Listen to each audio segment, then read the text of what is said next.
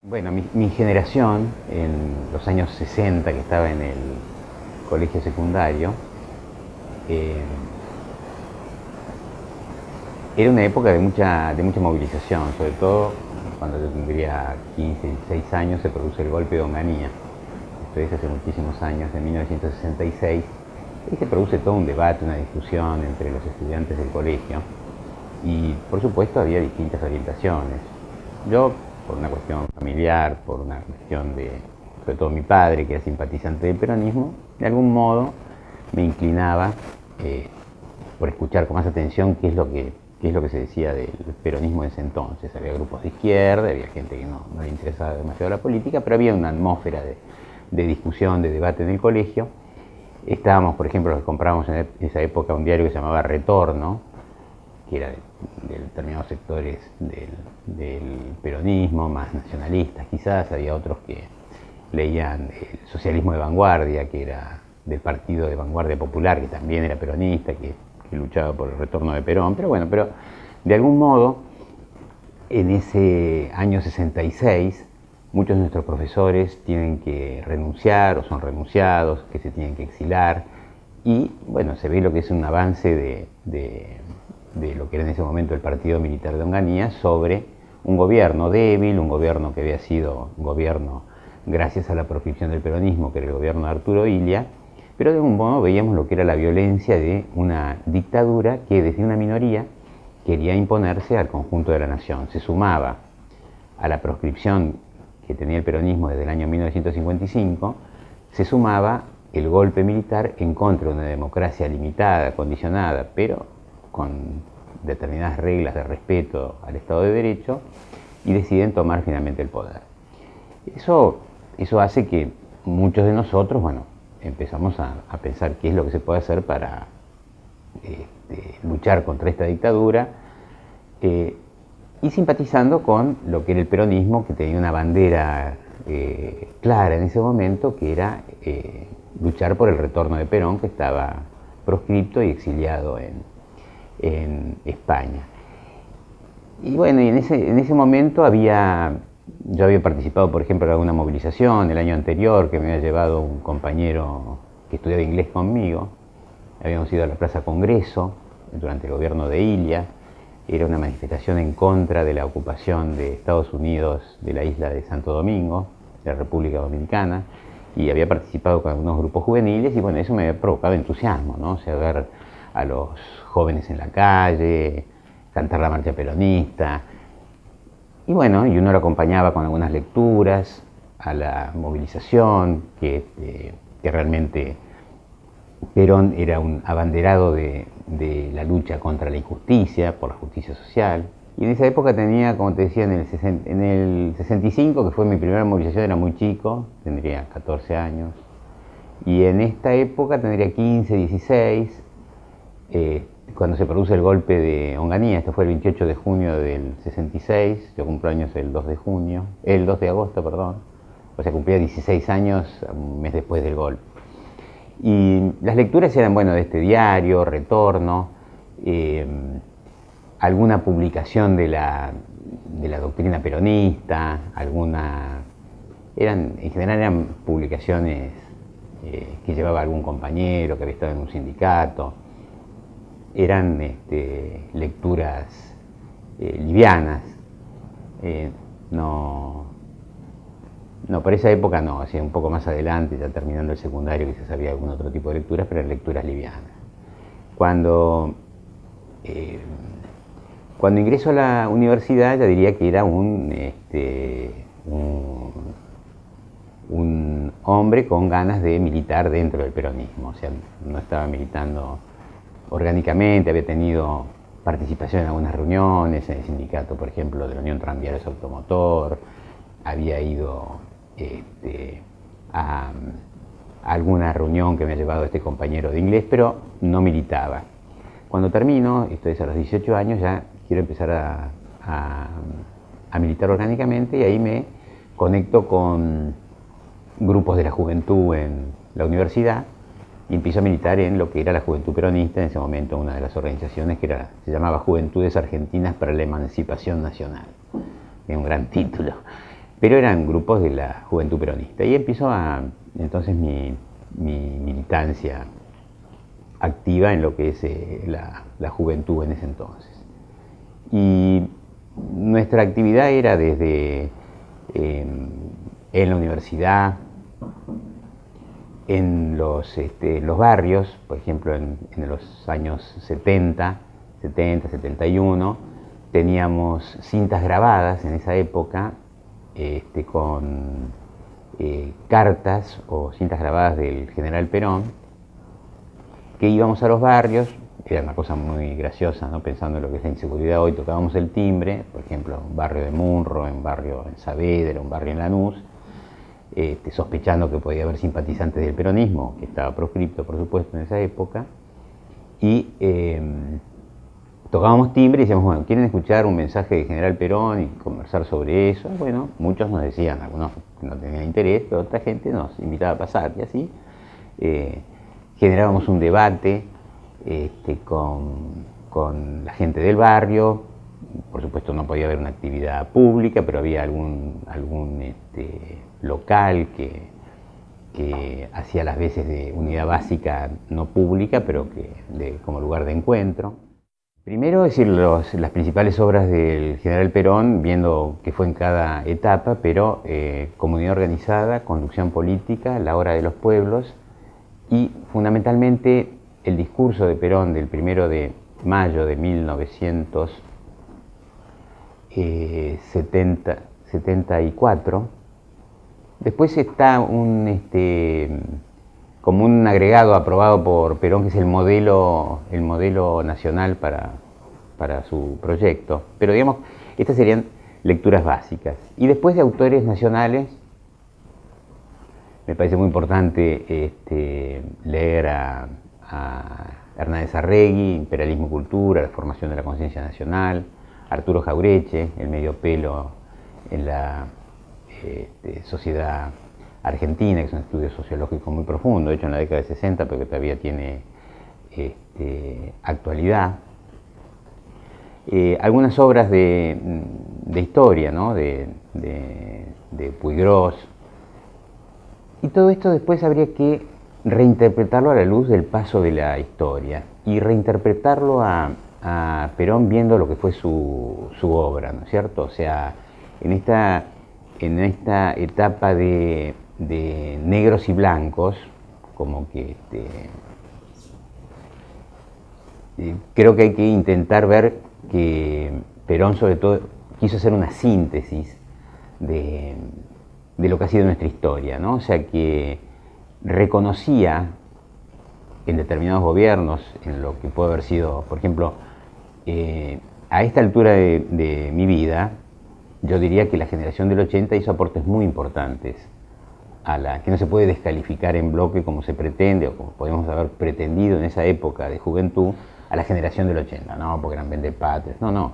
La generación del 80, por ejemplo, en materia de educación, que estamos destruyendo desde hace muchas décadas, fue muy importante el aporte que hace la generación, es decir, con la educación como forma de integración de un país de inmigrantes, la integración a un proyecto nacional de esa inmigración, como forma de ascenso social, la educación como herramienta de ascenso social, como herramienta, reitero, de integración y de ascenso social. En eso basta ver lo que ha sido la obra de la generación del 80 y realmente es una obra magnífica y que no podemos descalificar porque puede haber cometido otras o equivocaciones la generación del 80. Lo mismo que en materia de salud, pero digamos como que una de las cuestiones básicas que hay que reconocer esa generación, y además siempre hay que ponerse en contexto para ver qué es lo que hacía, hay que reconocer su aporte a la educación. Como, yendo un poco más para atrás, el papel que tiene Juan Manuel de Rosas en materia de unidad nacional y de defensa de los intereses nacionales frente al extranjero. Vale decir, Perón, cuando nacionaliza los ferrocarriles, pese a que había distintos sectores de distintas proveniencias en su gobierno y en la construcción del movimiento, los nombres que le pone a los ferrocarriles denotaban su interés por promover una unidad nacional ya en ese entonces, ¿no? O sea, le pone al ferrocarril del norte le pone Bartolomé Mitre, al ferrocarril del oeste le pone Sarmiento, al del sur le pone Roca, y por supuesto, bueno, al que va al norte le pone San Martín, que no había polémicas al respecto, pero digamos Roca, Mitre, el otro es Belgrano, Belgrano y San Martín, pero al resto le pone nombres polémicos, pese que él en algún momento, sobre todo cuando está exilado en Perón, en Madrid, y se plantea volver a la Argentina por los años 60, en el 64 y 65, en alguna publicación, no me acuerdo el nombre del libro, pero es un reportaje que hace, es un libro hablado con Perón, él habla de la línea San Martín-Rosas, y él mismo en contraposición de la otra línea. Si bien en algún momento él confiesa tener mayor afinidad con esa línea de interpretación histórica, con el revisionismo, no era un revisionismo de claros oscuros y de un país en guerra en que había que eliminar al adversario y que había que eliminarlo en la historia, ¿no? O sea, por ejemplo, esto creo que es un buen ejemplo. Entonces, decía, después, bueno, me parece interesante, a lo mejor acá hay que cortarlo, ¿no? Pero me parece interesante qué libros recomendaría ahora, ¿no? Pues estoy un poco, nosotros leíamos Franz Fanon, Los Condenados de la Tierra. Teníamos una muy fuerte impronta antiimperialista, muy convencidos de que éramos un país dependiente y que éramos dependientes porque de alguien que pretendía dominarnos. Conceptos que en ese momento también tenía, por ejemplo, Fernando Henrique Cardoso, que después es presidente de Brasil. Él es uno de los autores de la teoría de la dependencia, ¿no? O sea, que nosotros éramos dependientes porque casi que nos obligaban, nos explotaban y que era por sometimiento del imperio. Un poco estaba eso detrás de conceptos que tienen que ser revisados a la luz del paso de la historia, ¿no? Pero sería interesante ver qué recomendaciones de lectura se pueden hacer hoy, ¿no es cierto? Otro libro muy, muy importante en la formación de ese entonces era La historia del peronismo de Eva Perón. Después estaba la correspondencia Perón-John William Cook. Alguna publicación de John William Cook que tenía distintas denominaciones, pero no se llamaba Discurso para la Militancia, o Carta a la Militancia, no me acuerdo, pero era uno de los libros. Bueno, en fin, la historia revisionista también era otra de las lecturas obligadas, ¿no? de José María Rosa, de Fermín Chávez, como los autores más cercanos al pensamiento peronista. En ese momento hay un debate muy intenso dentro de la juventud sobre qué papel tenía que cumplir la juventud. Perón, muchos han dicho, alentaba la guerrilla, la guerra. Él era muy claro, él quería recuperar la democracia, quería elecciones libres y que le permitieran volver al país. Y decía, bueno, acá, así como el gobierno utiliza la violencia, nosotros podemos utilizar la violencia para recuperar el poder. Siempre, yo creo que lo dijo y basta ver cómo eran sus opiniones, por ejemplo, en esta película hecha por Pino Solanas, donde él expresa su pensamiento en que siempre era algo lateral la violencia. Es verdad que algunos grupos dentro del movimiento peronista que decían que había que utilizar la violencia para restablecer la democracia y básicamente para que volviera el general Perón, entraron a entender que esta era la estrategia central y fundamental del movimiento peronista y por ende debía ser la de Perón, y no entender que eran un ala, una parte, un sector que servía a lo que era la conducción central, la conducción que se llamaba estratégica del general Perón, en que a la vez que utilizaba a los sindicatos, a determinados políticos del Partido Justicialista, entonces digamos, proscripto, también utilizaba lo que él llamaba las formaciones especiales como parte de un gran dispositivo para el logro de sus objetivos. Frente a esto yo diría que en ese momento, y colocándonos en lo que era el contexto de la época, realmente había una enorme simpatía y apoyo por las organizaciones que se llamaban en ese momento político-militares, que eran las Fuerzas Armadas Peronistas, montoneros, descamisados, las Fuerzas Armadas Revolucionarias, que tienen un origen en la izquierda, lo que era todo el sector juvenil, de algún modo apoyaba las acciones de estos grupos guerrilleros. En la inteligencia que se estaba sirviendo a un objetivo central que era el retorno de Perón a la patria. Y en los últimos años de la dictadura comienza a tener un crecimiento casi exponencial la militancia juvenil, de adhesión a montoneros, de adhesión en que realmente había actos muy masivos en que la gente, el común de la gente, de los barrios, expresaban su apoyo con cantos, con consignas a la acción de montoneros. O sea, realmente se produce una vastísima movilización en sectores medios, en la universidad, pero también en los sectores populares, en las bases de los sindicatos, en que de algún modo Montoneros era expresión del peronismo, una nueva expresión del peronismo, y que interpretaba fielmente lo que era la conducción de Perón. Cuando se recupera la democracia en el año 1973, parcialmente porque es a través de una proscripción que se le hace a Perón, o sea, Lanusse, por entonces presidente de facto de la República, plantea que si Perón no está antes del 25 de agosto de 1972 residiendo en la Argentina, no va a poder participar en las elecciones. O sea, hace una norma general, como se estila hacer ahora, en que dice todos aquellos que no estén residiendo en el país al 25 de agosto de 72 no podrán ser candidatos a presidente. Obviamente tenía nombre y apellido, que era Juan Domingo Perón. Por eso es que se presenta Cámpora, la fórmula Cámpora-Solano-Lima, y ahí ya comienzan a producirse los primeros debates, ¿no? O sea, recuperada la democracia, el 20 de junio vuelve definitivamente Perón al país, porque había vuelto el 17 de noviembre por un periodo de tiempo corto, vuelve el 20 de junio de 73, la pregunta era, ¿las organizaciones armadas tienen razón de ser si se ha cumplido con el objetivo de que Perón ha vuelto, ha habido elecciones democráticas, el ejército se ha retirado de los cuarteles y nos queda una enorme tarea de reconstrucción del país en que no aparece como necesario, dice un sector y dice Perón, el uso de las armas? Hay sectores, montoneros, que plantean que no, que la lucha continúa porque ya no solo es el tema haber recuperado la democracia, haber traído a Perón y que se comience a desarrollar en democracia un proyecto nacional, sino que hay que construir una suerte de socialismo nacional.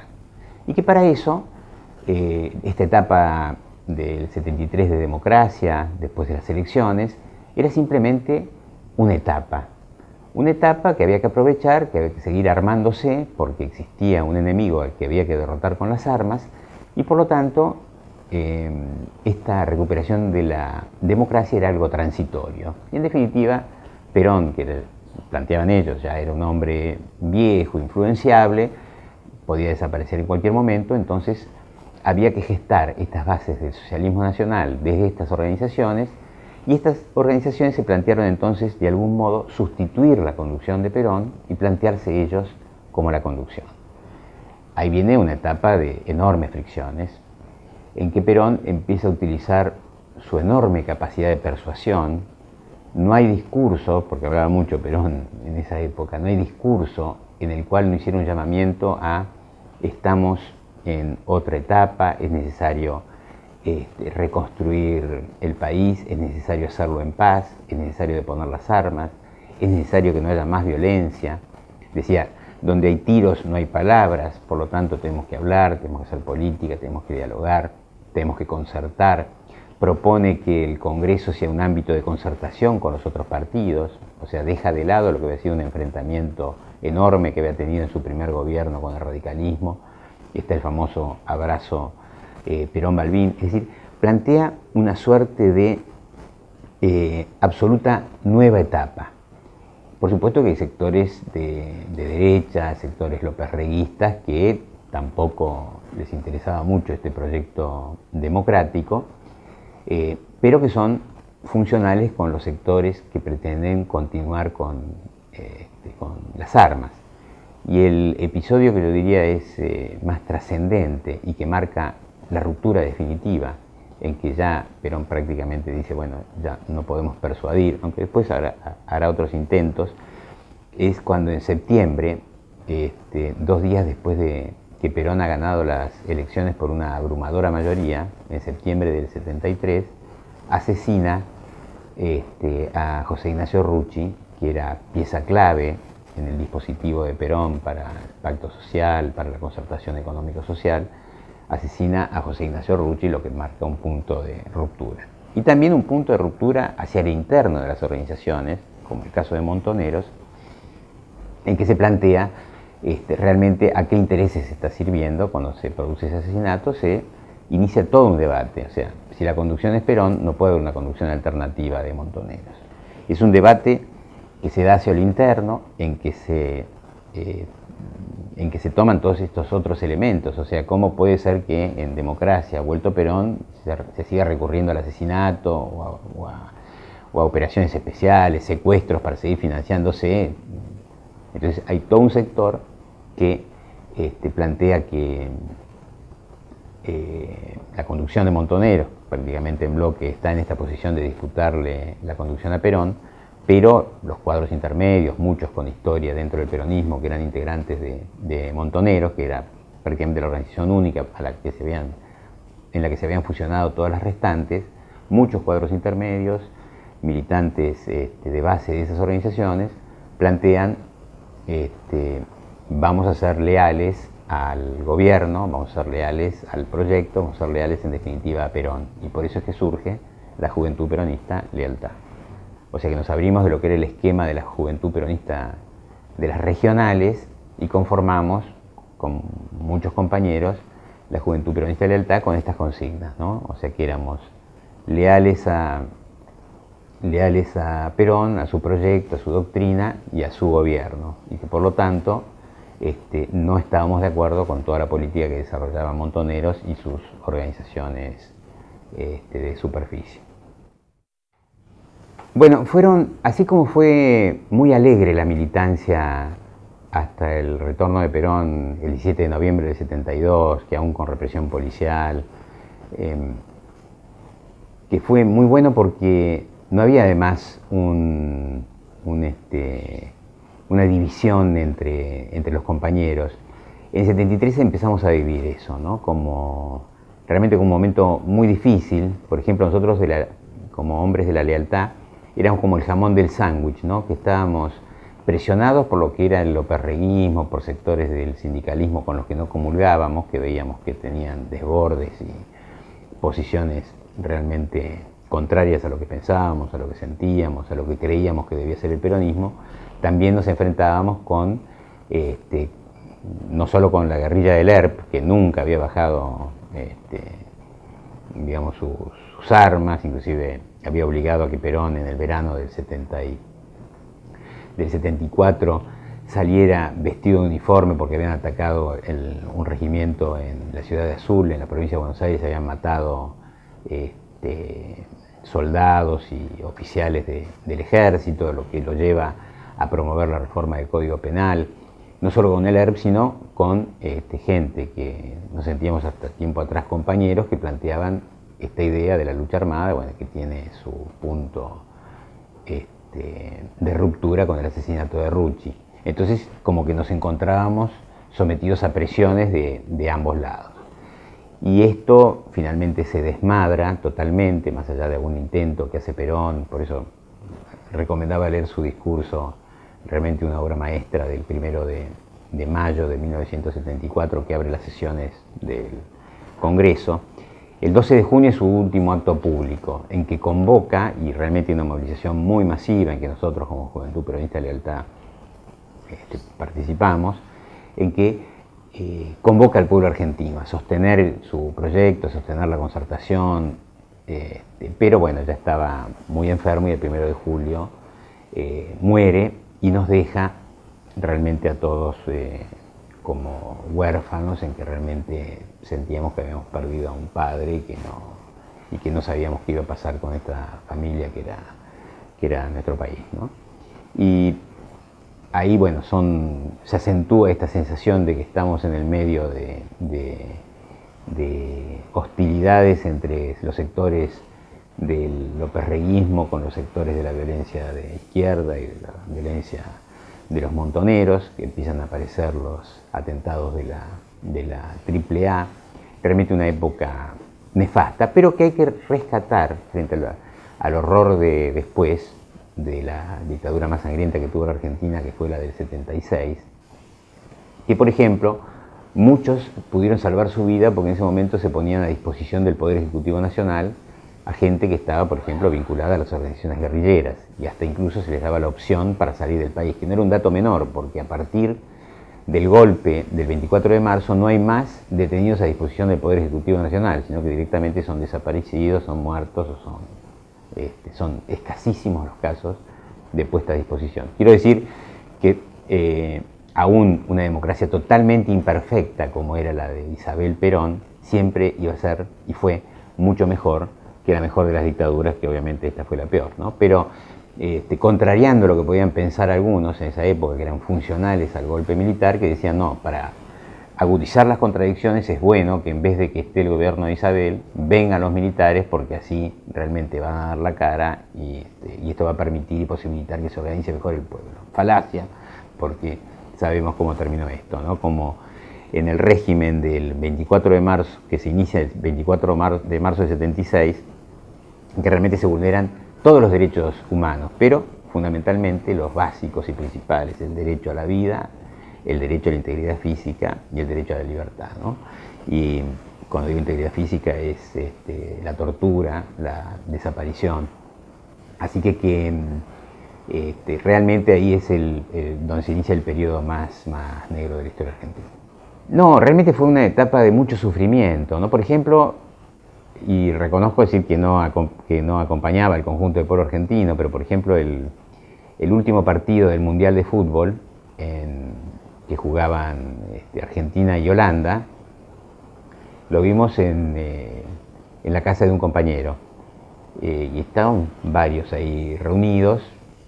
Terminó el partido, que yo lo veía un poco a regañadientes, la verdad que no sabía muy bien si quería que ganara Argentina o Holanda, y cuando se da la victoria de Argentina, salen a celebrar de una casa en Villa Urquiza, a la esquina, todos los que estaban ahí viendo el partido. Y yo me quedé solo en la casa porque realmente no me daba salir a celebrar, porque realmente uno era consciente de lo que estaba pasando, o por lo menos yo era, no sé, me dolía mucho lo que pasaba y no podía ni darme ese instante de celebrar y no me considero un amargo, ¿no? Pero no podía.